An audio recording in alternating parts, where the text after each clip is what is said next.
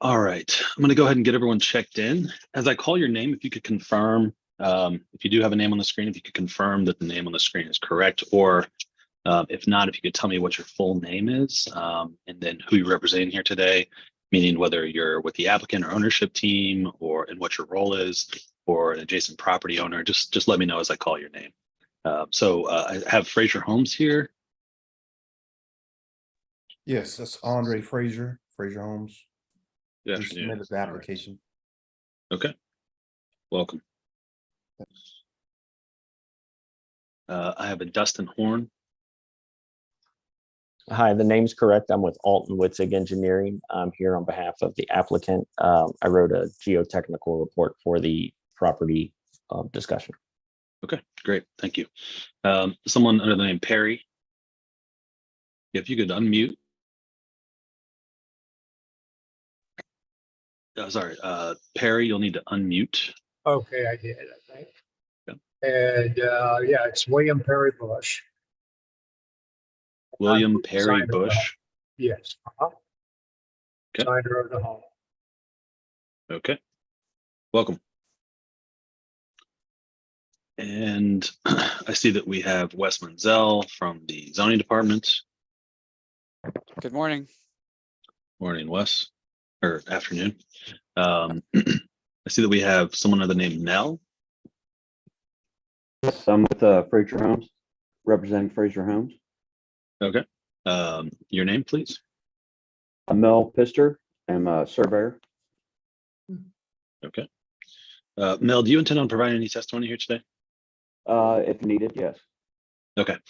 Just a heads up that if that time, oh wait, I see you did. I was going to tell you that you would need to activate your camera if you were going to provide testimony, but Yeah, I just saw done that it turned off. Great. All right. Welcome. We have Megan Falsgraf. Yes, hi, I'm Megan Falsgraf, and I'm an adjacent property owner at 577 Delta Avenue. Okay, great. Welcome. Ms. Falsgraf, same goes for you. If you do intend on providing testimony at some point during the hearing, when you do provide that testimony, you'll need to activate your camera. So just a heads up in advance that you may need to do that. Okay, I know myself and the other property owners had submitted questions ahead of time. Would those questions be addressed as a part of your format?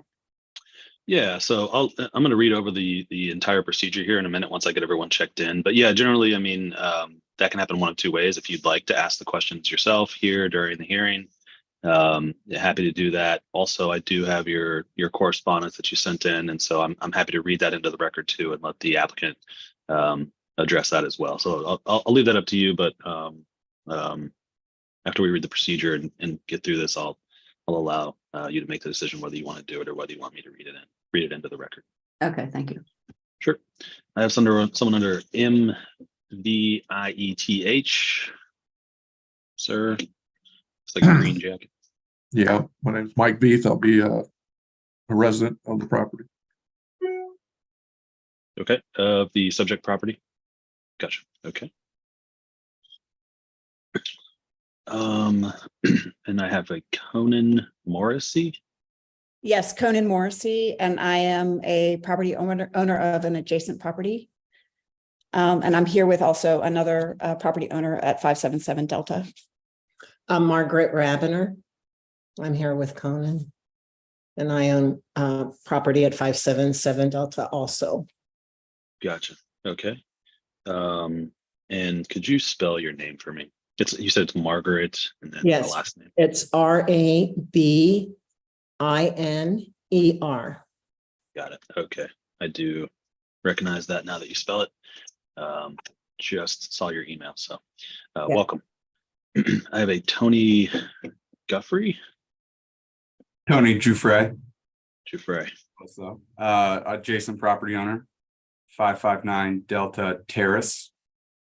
We'll be on the same shared drive. Okay. Welcome, Mr. Gouffre.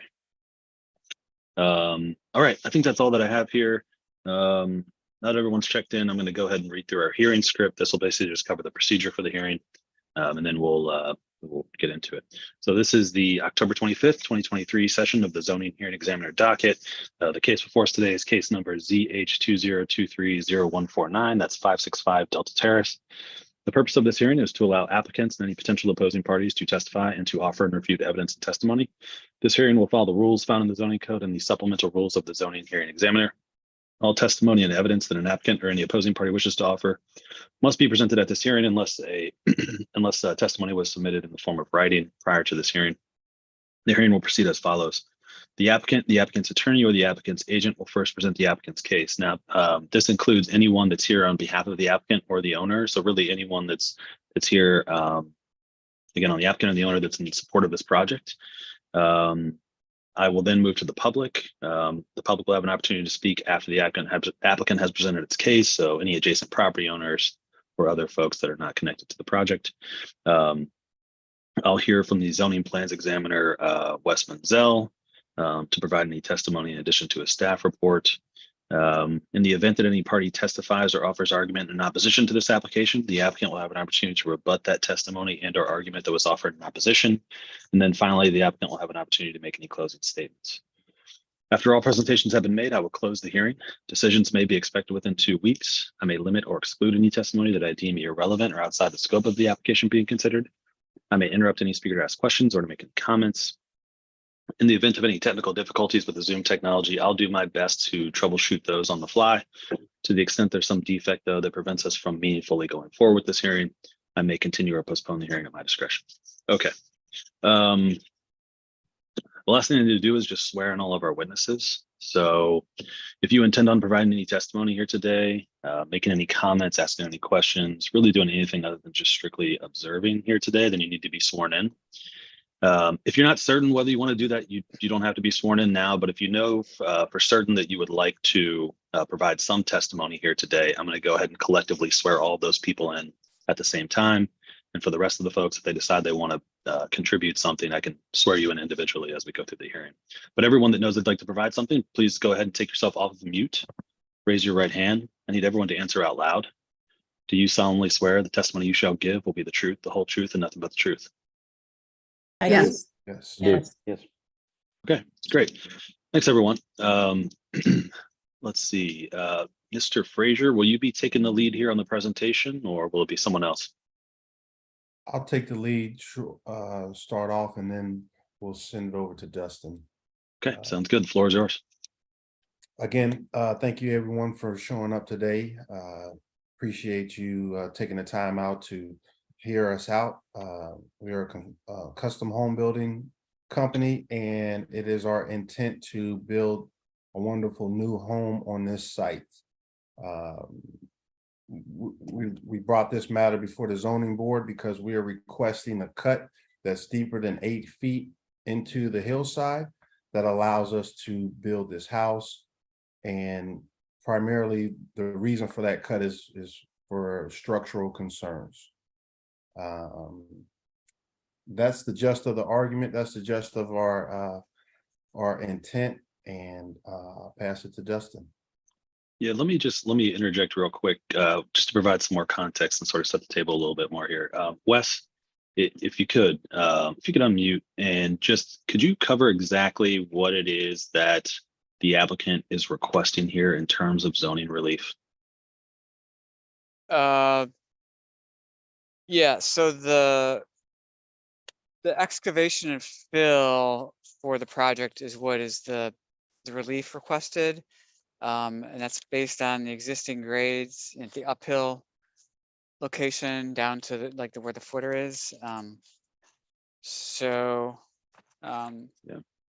Let me try and add some more. So there are a series of hillside development guidelines that need to be followed anytime a property is located within a hillside overlay district. In the particular guideline that is at issue here is the guideline that cumulative cut and fills do not exceed 8 feet. Now, cumulative means across the entire property.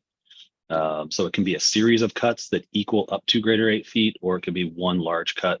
And so here they're asking for a cumulative cut and fill of 18 feet. I just wanted to make that clear for everyone as we continue to talk about this. Thanks, Wes, for helping me set that up. Okay, Mr. Horn, are you ready?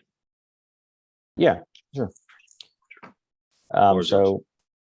As Andre mentioned, the development will include construction of an upslope retaining wall that will have a maximum height, if my plans are correct, of 8 feet. It steps down to a green space area, and then the additional, I'll say 10-foot cut to cumulative get 18 is for the basement of where the house will, have somewhat of a walkout on the eastern face. So that gives you the cumulative 18 feet. So Andre hired us to come out and do a geotechnical investigation of the site. Our report, we drilled 5 borings to bedrock, and the report provides recommendations on how to safely perform the development while maintaining short-term and long-term stability. So that means stability of the hillside during construction and stability of the hillside once the development is complete and will last for years. And the report does so. I can go into specifics of how that is planned to be performed if needed, but in short, it's a bunch of drilled piers, both for the wall and for the house. And a global stability analysis will be performed in conjunction with the development as it's finalized here. Gotcha. So a couple questions just right off the bat. To what extent are you able to, for lack of a better word, piggyback off existing excavation from the previous home?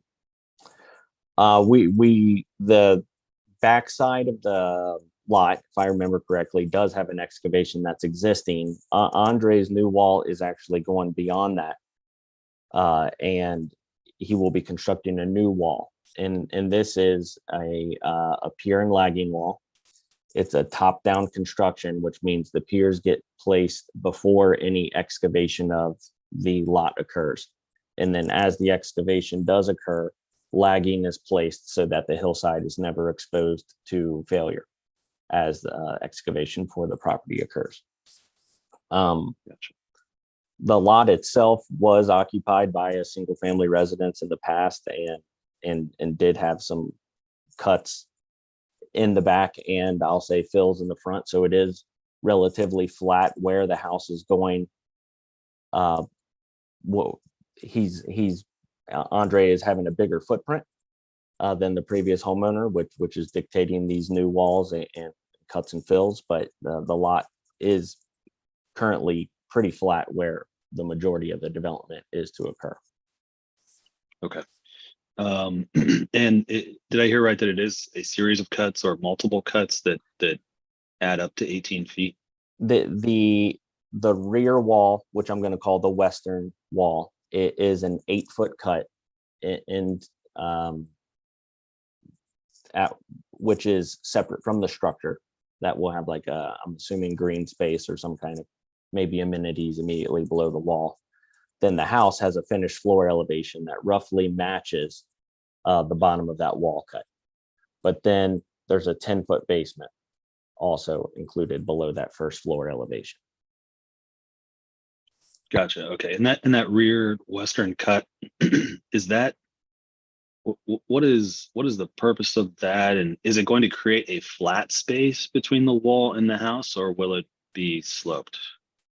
The wall will have a slope above it, and then you'll have an 8-foot vertical cut, and then it will be flat until you get to the house. Gotcha. Okay. And are vertical piers always used in these type of projects in hillsides? Pier and lagging walls are the best for when hillside stability is a concern during construction, because the hillside is never exposed to potential slides during the construction process. So there's a lot of wall types, block walls, pier walls, concrete, cast in place, but a pier wall is a top-down construction rather than a bottom-up. And what that means is the wall is put, and then as the excavation occurs, the lagging gets put in for the wall, and the hillside is never exposed to a vertical cut that has to sustain under its own weight. It's always retained as the excavation occurs. Gotcha. Okay. I think that's all the questions I have right now. Is there anything else, Mr. Horn, you wanted to add on this? I'm more than happy to address any geotechnical concerns that pop up, but nothing to add at this moment. Okay, great. Let's see, Mr. William Perry Bush Yes. or anyone else or Mel Pister want to provide any testimony? I could provide a little bit. Sure, go ahead. Okay, I designed the home, tried to design the home to be best suited with the hillside and to minimize excavation as much as possible. There's a portion of the house, the main portion of the house is not that deep. And on hillside lots, if you do provide a house that's not so deep, it tends to fit better on a hillside lot. So the ideal situation in this, I think it's already, Mel's already mentioned it, was that we have the 8-foot high retaining wall in the back of the house, which secures the hillside. And it's also good for neighbors and such as well. And then the ideal situation would be a 9-foot cut for the foundation, which would put the foundation wall approximately 1 foot above the rear elevation, so that the excavation could create some slope of the water away from the house. So basically that's how the house was designed to work best with the soil. And if you note, some of the peering at the northern end, northeast end of the house is not necessary. But again, that part of the house is on stable ground, which is good. If we would have gone a foot higher with that than we did, some kind of footings would have had to be dug down to the stable ground to secure that, northeast corner of the house, plus the northwest. Well, so it just seems that the 10-foot dig, or the 9-foot, the 10-foot walls is best suited for this house aesthetically, and also a good use of the foundation period that's required. Okay. Thank you, Mr. Bush. Did Mel Pister want to provide anything? Okay. Anyone else from the applicant or owner team before we move to the public? Sorry, I was trying to click on the buttons. Okay. Yeah, the intent, just to follow up that, the intent was to try to fit the house into the hillside, not force it in there. So with the grading and the placement of the house, it fits real well to minimize as much grading as possible, with the intent of the hillside district to make it blend into the hillside and fit. Gotcha. And so, I mean, is it stepped up the hillside, or is it just the one foundation cut that steps up? Yeah, the one foundation cut, correct. Yeah. All right. Anything else before we move to the public? Okay.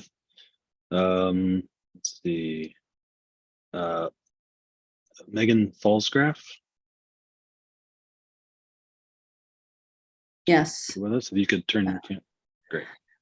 So just a couple of things. We're obviously concerned about the drainage, and also the shifting of the ground. But as far as somebody had mentioned the slope, and creating sloping that the water runs away from the planned house, how are we guaranteed that that water doesn't then run into our property and create water issues for us? As an example, the property above the hill up on Grandin, they built a big retaining wall with drainage in there, and it just comes pouring out when it rains. And that's why we've had to install 2 separate drains to handle the water that comes down the hill towards our property. So how are we assured that the water runoff doesn't come encroaching on our properties? And to clarify, you said you were at 577. That's the property you're referring to? Yes, 577 Delta. yes. Thank you. And Any other then, questions? I just don't know what kind of assurances we are provided that any shifting of the grounds, it may be 5 years from now, where we start seeing evidence of foundational issues in our properties. Like what are our assurances, and then what could potentially be our recourse? Okay. I'll allow the applicant ownership team to respond to that directly. I will say, so for us as custom home builder, we always manage, water management is always paramount for us. And what we employ, we use underground drainage system.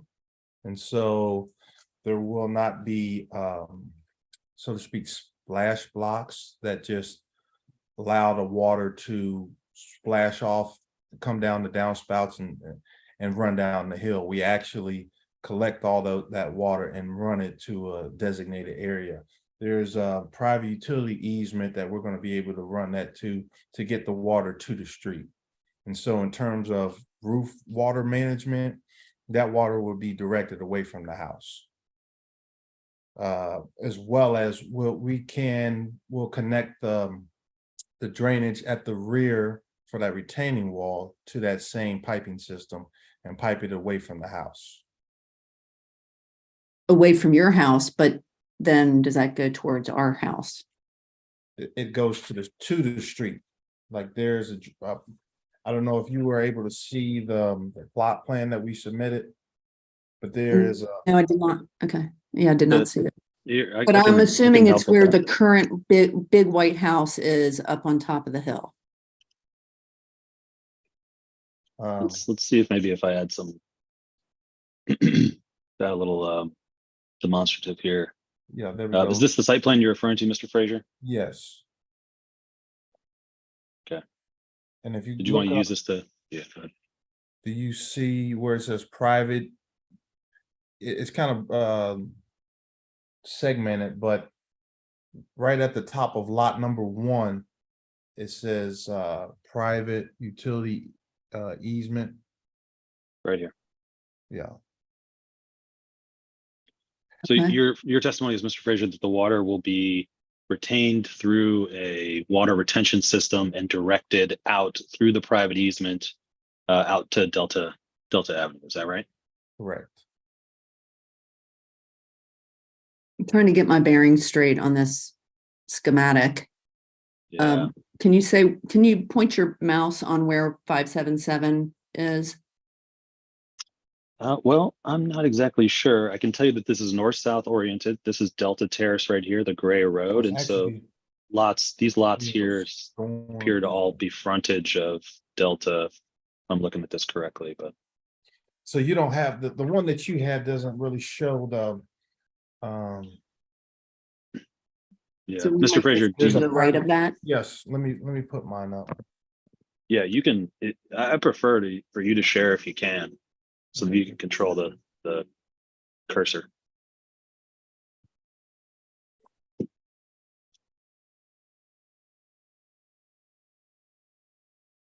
All right, just a second.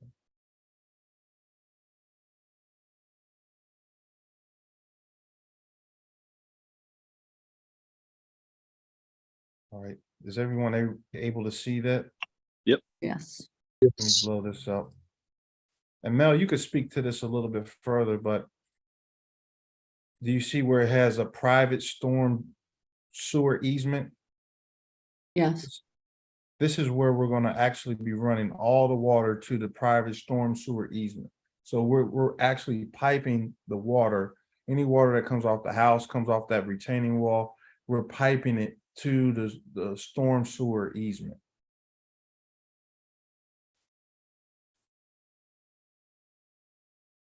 So here's the driveway, if this helps you with the. That's, so that's Delta, right? Oh, okay, Delta Terrace, that's Delta Delta Terrace. Terrace. This is Delta here, Okay, and it's actually the easement is on up here, up at the right side.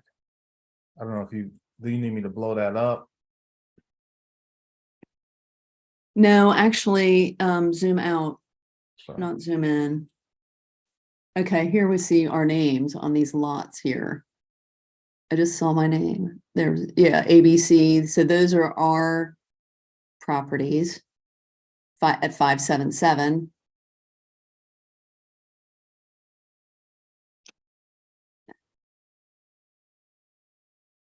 And then where it says private storm sewer. So where's the retaining wall being built?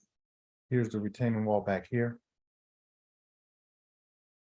And that's the house in the dark gray. Yes, this is the That's house the proposed house. right in front of that. So to your point, I believe you said that they built a retaining wall and then the water comes down to your house. Yes. We're actually building the house in front of the retaining wall. So the retaining wall is behind. our Right, house. but so you're gonna slope it so that the water drains away from the new house. And if it was coming to the right of the new house and heading towards the 577 Delta properties. It's going to be piped, underground pipes, not just discharged on the lot. Okay, so there's not gonna be any above ground drainage That's correct. heading to the east. And we have Mel Pister online. He's the one, our civil engineer. He can create a drainage plan that we can resubmit to the city that shows how we're gonna direct that water. Yeah, that would be good. Right, that's called catch-all roof drains and sump lines and things like that, and to be directed to that storm sewer that's in the rear there. So then the only, obviously, we're not disturbing that area to the east of the house there, that ground, right, correct, out there, that ground is not being disturbed. It would be a pipe that would go towards that storm sewer.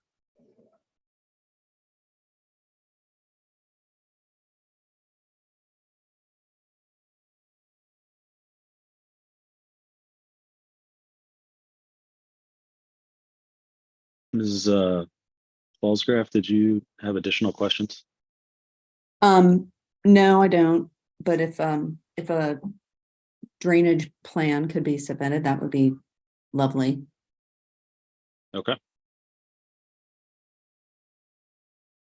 Absolutely. I'm gonna go ahead and, well, let me ask, before you stop sharing, Mr. Frazier, I'll ask, is Ms. Rabinick or Morrissey, would you like to ask any questions based on the site plan here?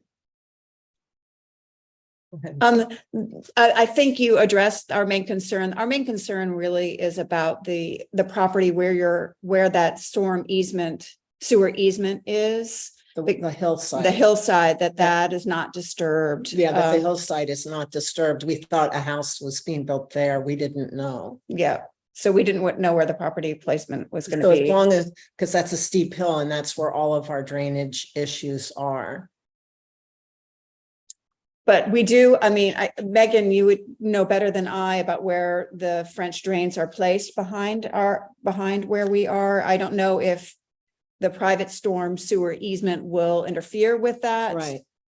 French drain placement, because honestly, when we do get over an inch of rain, we have a waterfall over the small, it's not even a retaining wall. It's just like a 4-block high wall that we have in our backyard and just comes pouring through there. So that's the main thing that we have, the concern we have. The other question I just have is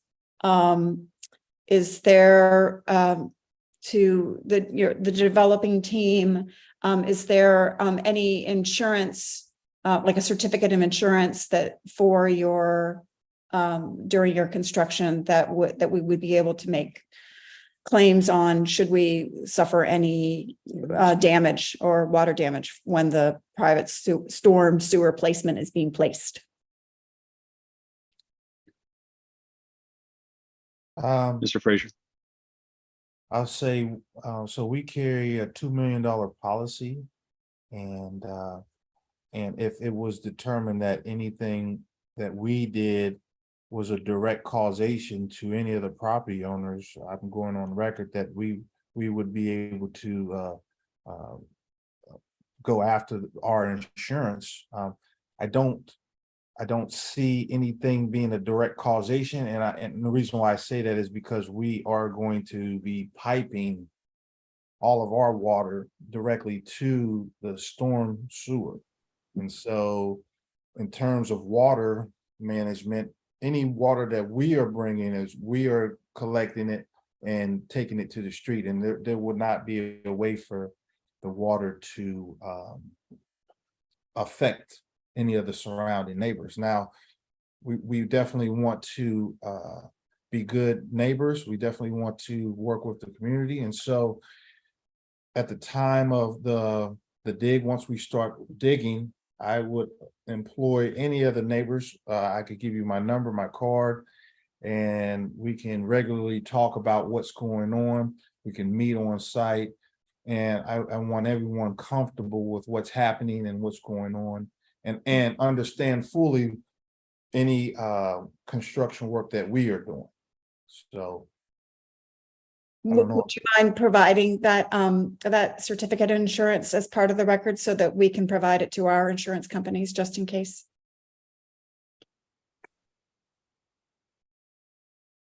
yes, Or to our condo association? I think that may, instead of doing it, that may be something that would be best transmitted offline. Sure, of course. Or through direct email communication. Sounds great. And I just want to clarify that the hillside above 577 Delta, there really isn't any construction that will be carried out on that hillside, only the water being directed to the storm drain. Is that correct? that's correct. Great. Okay. Yeah. Thank So, you. and to be clear, Mr. Frazier, the retaining wall there in the north corner of the house, that's as far as the construction will extend Absolutely. north towards 577. Is that right? That's correct. Okay. That's- Okay, Thank you. sure. And I guess as far as you know, in the future also that the hillside on 577 Delta will remain as it is now? I mean, it's part of this property, or it was bought with this property. So were there any future plans for that hillside? Currently, as we stand, we do not have any future plans for any development on that land. I cannot speak to the homeowner's future intent, but as of right now, I've only been tasked with the house, the retaining wall, and the pool behind. Okay. I can say from the city's perspective that if there were any substantial development on that portion of the land, that they would have to come back through for permitting and potentially trigger another hearing like this where neighbors will be notified if it's a substantial enough development. Perfect. Thank Okay, you. great. Thank you. Sure. All right, I'm going to stop the screen share. Well, attempt to stop the screen share. There we go. Wes, I think that's everyone from the public. Did anyone else from the public, Mr. Gouffre or anyone else want to add anything? I'll take the silence as a no. Mr. Gouffre, did you have any questions or comments? I've been speaking with Angela, the homeowner, and she's been communicating her plans, and we're pretty confident that through the process that anything that of our concerns were the neighbors right across the road that we'll be able to address with her. And I'm sure you guys have already addressed it, but a lot of dirt is being removed. So we just want to make sure that through the process, our retaining wall foundation all stays intact, but we'll be in communication. So no real question. We're just, we're happy with the open communication so far. Okay. All right. Thank you. Gonna move on to Wes, and Wes, I am gonna put you on the spot again one more time. If you're aware, if you think you have a little bit better understanding of what other city checks are in place as these projects go on in terms of engineering and hillside protections, if you could speak to any of those as well, because this is, this is the zoning context, Mhm. how this fits from a zoning context, but we do have a series of other building permits that are obtained and looked at by technical professionals. So Wes, if there's anything you can add to that. Yeah, I'll just add that through the building inspection process, like, first of all, there's going to be a separate permit for the retaining wall from the house permit. So that's two. Basically, there'll be inspectors that are coming out on site to inspect the construction as it goes, including starting with the excavation. So they will be there. I don't know exactly how they'll do their work, but they will be monitoring and confirming that the project is built as per the plans that are approved. So kind of any deviations would be, raised and addressed or noted as such. I think that's kind of the main additional set of checks. Yeah, the if approved, the house will need to be built in accordance with the plans and with the statements that have been made during this hearing. Wes, did you want to talk generally about the project and your review? I don't really have anything else besides what I wrote in the staff report. Okay. Are you recommending that I approve this application? Yes, yeah, I mean, the proposed house actually overlaps with the former house, so there's some mitigation of the cut and fill and the footprint and the disruption of the slope because of that. And overall, we thought it was a reasonable plan. They're conforming to the height, conforming to the setbacks and such. So we didn't really see any reason to, not allow a house to be built to replace the house that was there. Okay. All right. And yeah, I mentioned at the beginning, there are some base development requirements. One is the 8-foot height that they're asking for an exception on. Do you know how many other base development requirements there are for the hillside? Yeah, there's the setbacks, which are limited based on, the nearby houses. The retaining wall height is limited to 8 feet, which they're right on the money with that one. The excavation, we just talked about that. The height is a limiting factor, which they're conforming. So they're conforming with all the other regulations except for the excavation and fill. Gotcha. So of all the base development requirements, this is the only one they're not complying with and asking for an exception. Right. Okay, thank you, Wes. Appreciate that. Okay, is there anyone I missed from the public or anyone else not associated with the applicant ownership team that would like to ask any more questions or make any more comments? Okay, I'm going to turn it back to the applicant, Mr. Frazier. You or anyone else on your team can make any closing remarks. All right, well, in closing, I appreciate everyone that has come out. I appreciate the city of Cincinnati for reviewing this case. I truly appreciate the homeowners that have concern. It shows that you care about your neighborhood, you care about what's happening around you.